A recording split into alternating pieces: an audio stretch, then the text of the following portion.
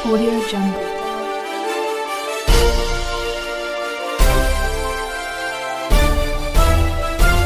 Audio Jungle.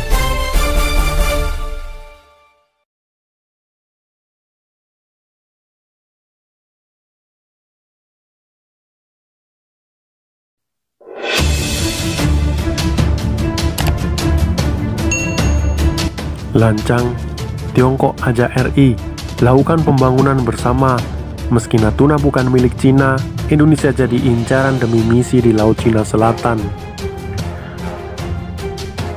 Indonesia bukan menjadi salah satu negara yang menggugat Cina atas konflik di Natuna, sebab Indonesia tanpa basa-basi menentang klaim Cina, menegaskan bahwa Natuna legal milik Indonesia, sehingga Beijing tak berhak ikut campur di atasnya.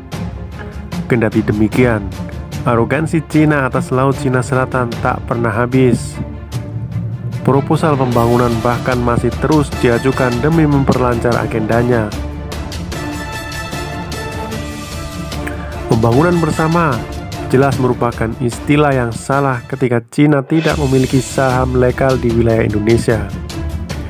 Indonesia telah lama memperjelas posisinya sebagai negara-negara non-penggugat di Laut Cina Selatan dengan menyatakan kepentingan utamanya dalam perselisihan tersebut adalah untuk menjaga perdamaian dan keamanan di wilayah tersebut dengan bertindak sebagai perantara yang jujur. Namun hal itu tidak menghentikan Cina untuk berusaha menjerat Indonesia dalam visinya sendiri untuk Laut Cina Selatan.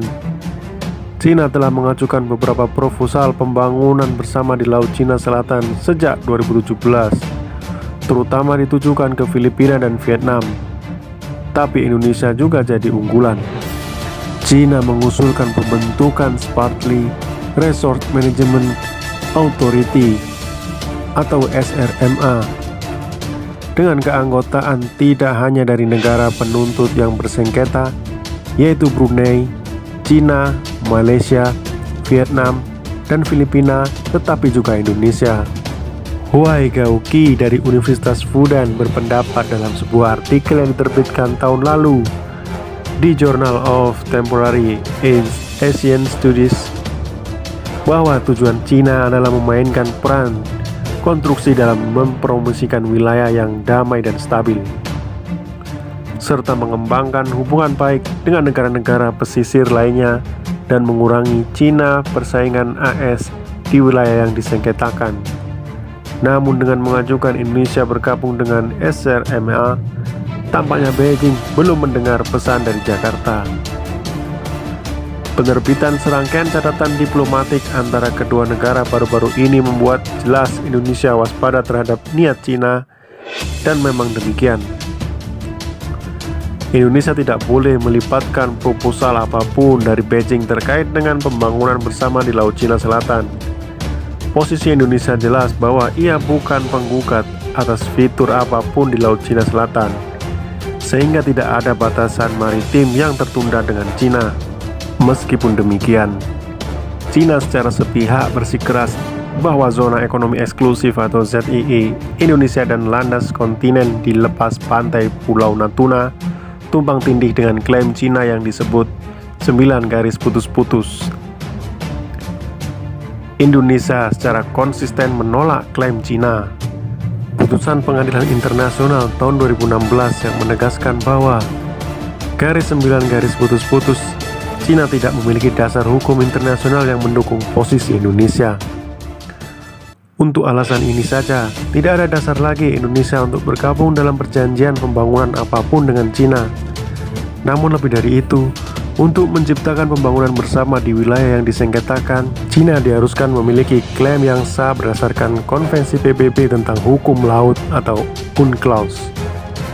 Bekerja sama dengan Cina sama saja dengan memvalidasi klaim Laut Cina Selatan, sebuah langkah yang akan sepenuhnya bertentangan dengan kepentingan Indonesia. Cina tidak pernah menanggapi permintaan diplomatik Indonesia yang meminta klarifikasi melalui 9 garis putus-putus. Dalam artikelnya, Huai Gao menulis bahwa Beijing sengaja mempertahankan ambiguitas tentang koordinat dan dasar hukum dari garis putus 9 dalam upaya untuk menghindari eskalasi dalam sengketa dan menjaga hubungan dengan penuntut ASEAN. Ini tampaknya interpretasi yang murah hati.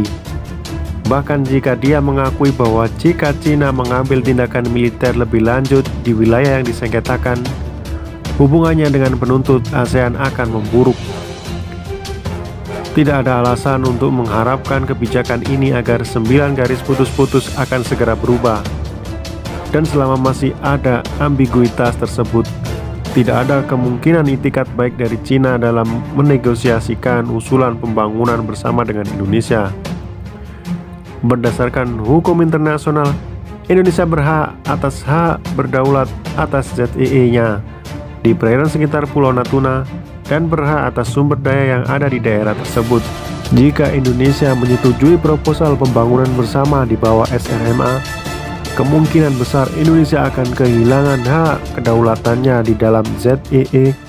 Ini karena akan ada otoritas manajemen sumber daya untuk mengatur eksplorasi wilayah pengembangan bersama. Setelah serangkaian insiden dengan Cina di Laut Natuna Utara dalam beberapa tahun terakhir, Presiden Joko Widodo memperkuat posisi Indonesia di kawasan ini dengan fokus pada 3 program utama: wisata bahari, energi, dan pertahanan. Jakarta lebih baik fokus mengembangkan Kepulauan Natuna sendiri daripada bergabung dengan Cina. Perilaku Tiongkok dalam mengawal kapal penangkap ikan ilegal ke ZEE Indonesia di Natuna sering meningkat seiring dengan meningkatnya penegakan hukum di Indonesia. Publik Indonesia semakin melihat Cina sebagai ancaman. Jika pemerintah berbalik dan tiba-tiba memulai pembangunan bersama dengan Beijing di daerah tersebut, kemungkinan besar pertentangan yang meluas bakal digaungkan. Salah satu alasan ini saja akan menimbulkan pertanyaan mengenai kearifan Indonesia dalam mengupayakan pembangunan bersama di Laut Cina Selatan atau Laut Natuna Utara.